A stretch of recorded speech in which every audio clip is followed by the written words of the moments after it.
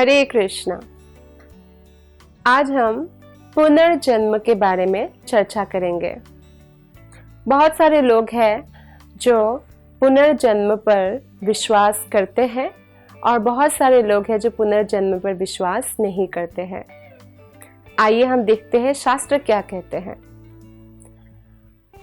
शास्त्रों के अनुसार आत्मा कभी भी नहीं मरता, तो आत्मा की एक गति होती है। इसलिए सभी धर्मों में आप देखेंगे स्वर्ग नरक या जहन्नुम जन्नत, हेल हेवन का कंसेप्ट है कि जो अच्छी आत्माएं हैं वो मृत्यु के बाद हेवन में जाएंगे और जो बुरी आत्माएं हैं वो हेल में उनको पनिशमेंट मिलेगा।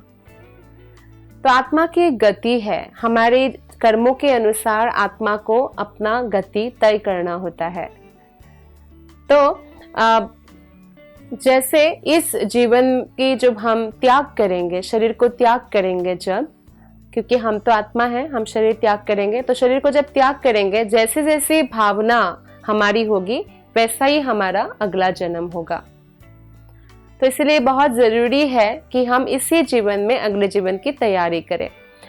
अगर आप लोगों ने बहुत सारे आर्टिकल पढ़ा होगा तो पुनर्जन्म की में ऐसे कई सारी आजकल न्यूज़ भी आ चुकी है कि एक बच्चा था जिन्होंने अपने लास्ट जन्म को याद रखा और पुलिस के साथ मिलके कैसे उनका मर्डर हुआ, कहाँ उनका लाश दफनाया गया, ये सब बताया। तो ऐसा होता है कई लोगों के साथ और 5 साल तक ही करीब उनको याद रहता है, उसके बाद वो भूल जाते हैं। तो इसका अर्थ है पुनर्जन्म होता है, क्योंकि आत्मा जब तक भगवान के पास नहीं चले जाते अर्थात वैकुंठ लोक में प्रवेश नहीं पाते हैं, तब तक उनको अगेन एंड अगेन जन्म लेना पड़ता है।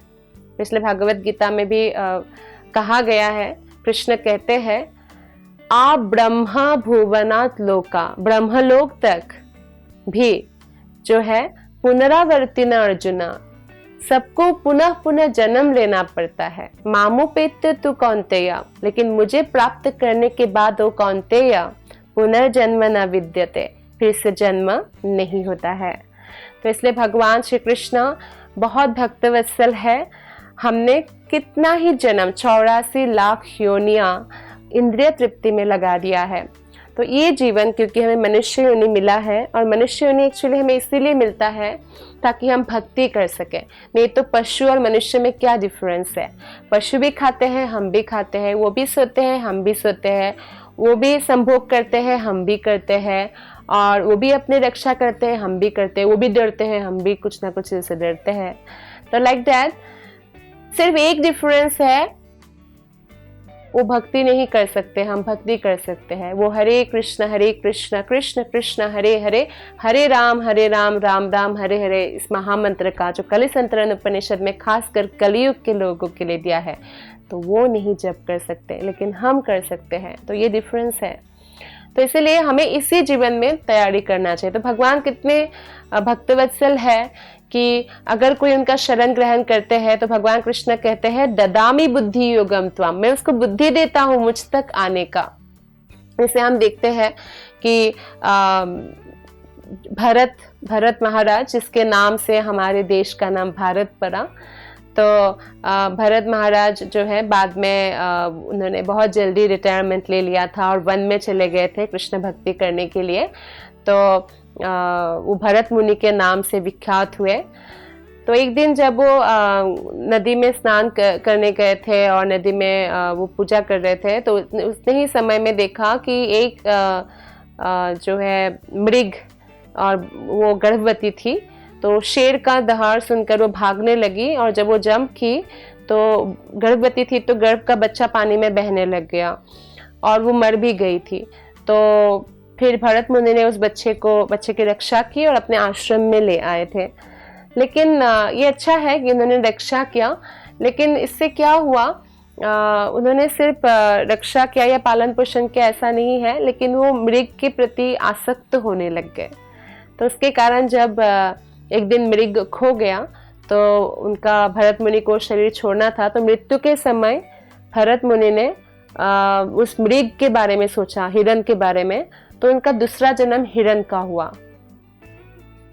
तो हिरण का हुआ, लेकिन कृष्ण इतने भक्तवत्सल है, जो उनके बहुत उन्नत भक्त है, उनको पूर्व जन्म याद रहा कि मैं कैसे इतना बड़ा राजा था, फिर मुनि बना, भक्त बना कितना बड़ा, और फिर मैं एक हिरण के प्रति आसक्त हो गया मृत्यु से पहले। तो हिरण का चेतना होने के कारण में हिरण का शरीर मिला, तो इसलिए वो तपस्या करने लगे। हरे हरे पत्ते नहीं खाते थे, सूखा सूखा पत्ते खाते थे, मुनि के आश्रम के पास रहते थे ताकि भक्तों का दर्शन होता रहे।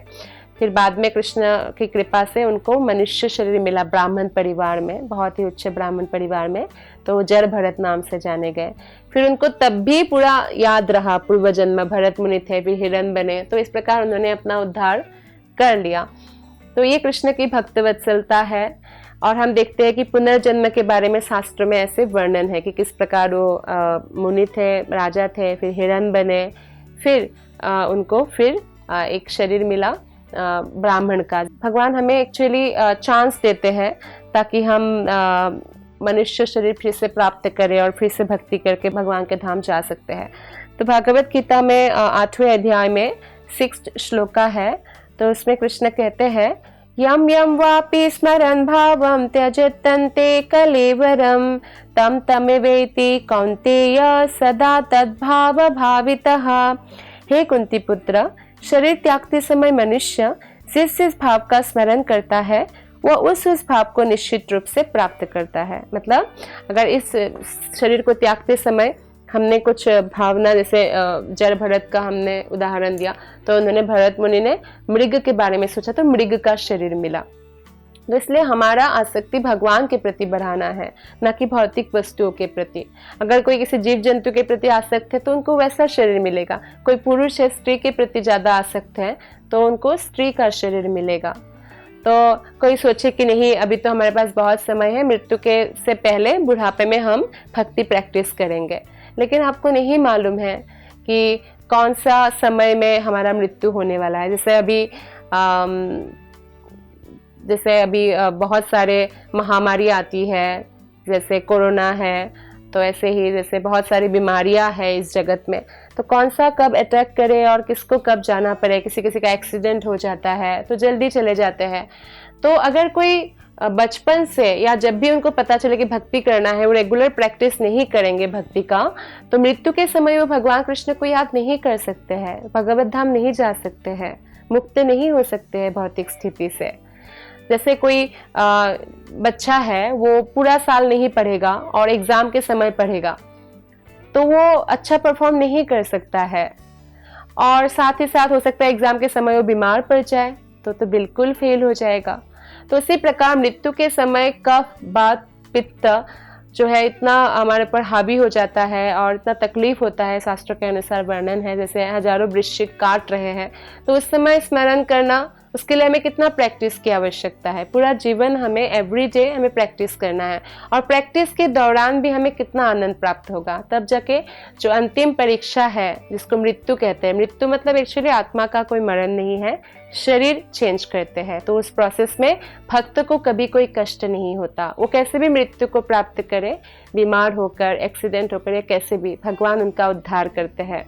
भगवान बड़ा पुराण में कहते हैं कि कई बार होता है कि हम स्मरण ना भी कर पाए भगवान को, लेकिन हमने अपना पूरा जीवन हरे कृष्ण महामंत्र जप करने में, भक्तों के संग में, भक्तों से श्रवण करने में लगा दिया, भगवत गीता अध्ययन करने में लगा दिया, तो भगवान कहते हैं, यदि वातादि दोषेन मद्भक्ता मम न च स्मरेत्।